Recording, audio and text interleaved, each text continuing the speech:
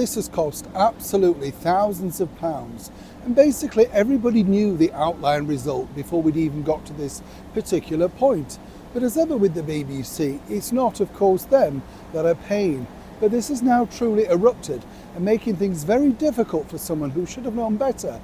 But more importantly, is this now truly the end of their career? As ever, let me explain.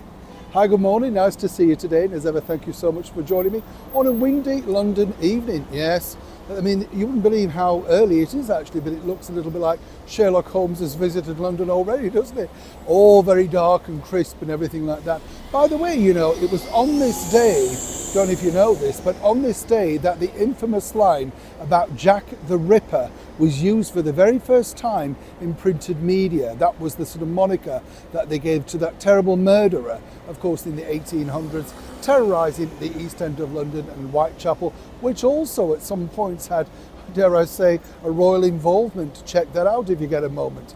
Now, this particular story, as many people know, has been a bit of a bone of contention with so many people because it's all about last year's big hit reality show, Strictly Come Dancing, and of course, exactly this particular individual, Amanda Abbington. And then what happened was she decided to leave the show early simply because of personal reasons she couldn't really reveal, and managed to, well, some people suggest, milk it, as they say, for a long time to come.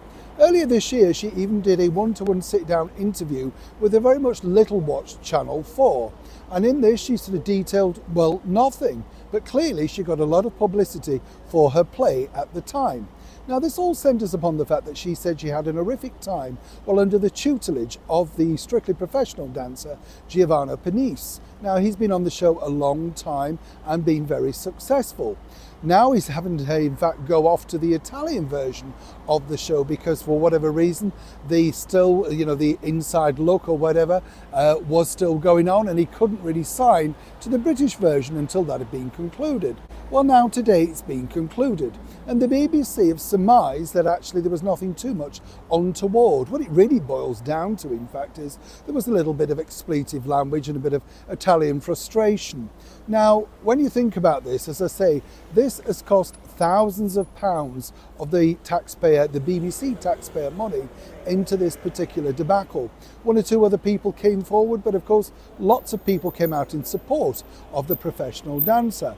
Now, moving forward, I just love the way that this particular thing works out because the person, the culprit, whoever instigated all this to start with, the former Sherlock actress Amanda Abbington, well, apparently, according to her, this gives full vindication of exactly what happened behind the scenes, and she's pleased with the result. Right. Now, one might suggest, of course, she might have been pleased with a better result if, of course, this terrible situation that allegedly she went through might have played out a little bit better. And I'm not taking sides, but it goes back to this one thing. It should have been concluded faster.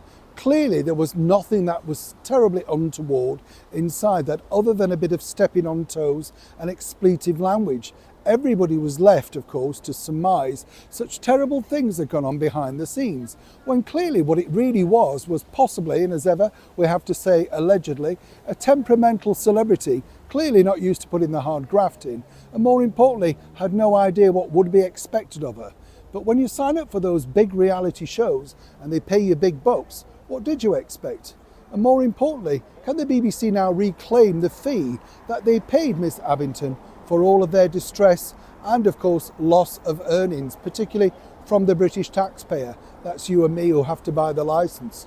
As ever, I'd love to know what you think to this particular story in the comments below. Neil Sean in the very heart of London.